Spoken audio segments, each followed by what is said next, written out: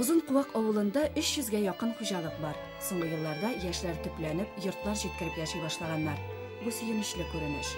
Demak, avulning kelajagi bor. Biz shul motor kelajak bilan uchrashdik. Avulda 2 maktab bor ekan.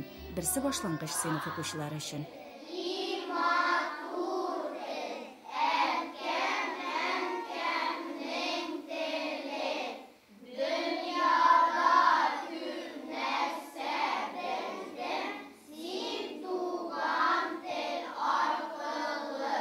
Авылыбыз татар авылы, чиста татар авылы. Ата-аналар белән, туганнар белән барса татарча сөйләшәләр.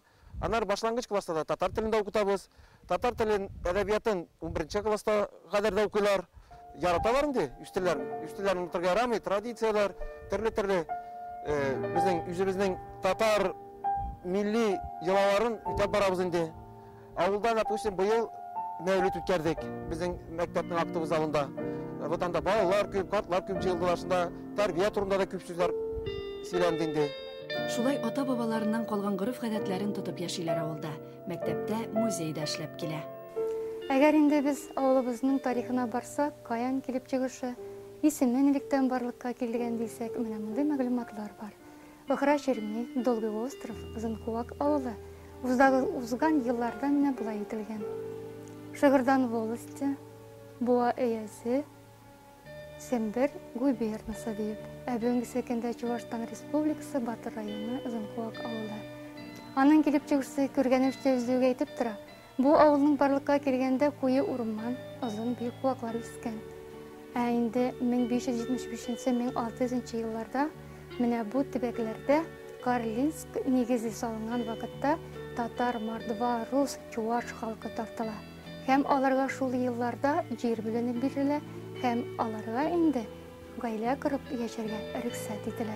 Шуннан 1600 елда бөек куакларны, урманнарны кисеп, беренче йортлар нигез салына безнең авылыбызга. Озын куаклылар Озын Куак авылын бик яратып яшиләр. Алар бер бөтен, бер тормыш булып яшиләр. Без бит инде беләбез, туган як ул йортның бусагасыннан башлана. Без кайда гына яшәсәк тә ул безнең белән. Һәрбер кешенең туган ягы бер генә ана кебек. Көтә ана, җылым чәчләрендә көмеш микән, әллә кар микән? Киткәннәргә безгә һәйкәлләр бар. Көткәннәргә һәйкәл бар микән? Россия Федерациясы журналистлары берлеге әгъзасы, шагыйрь, җыр-моң сөюче Ринас Гайфетдин улы Гайфин яшь буынны тәрбияләүгә зур өлеш кертә. Ул Нур ансамблен оештырып җибәргән.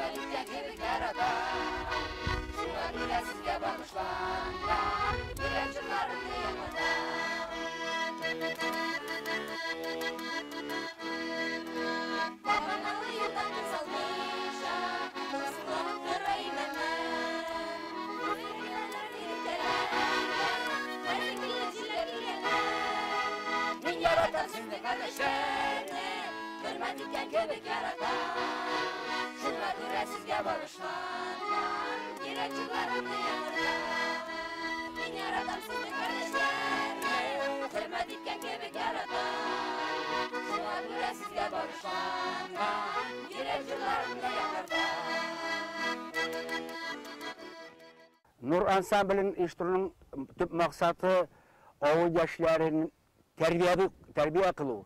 Алар җырга омтылыш, җырга кайнар мәхәббәт хисләрен яңадан торгызып, авылыбызны нурга күмәсе килде. Бит Озын Куак авылы чыннан да нурлы. 2 мәчетләре бар, халык хәер-дугада яши.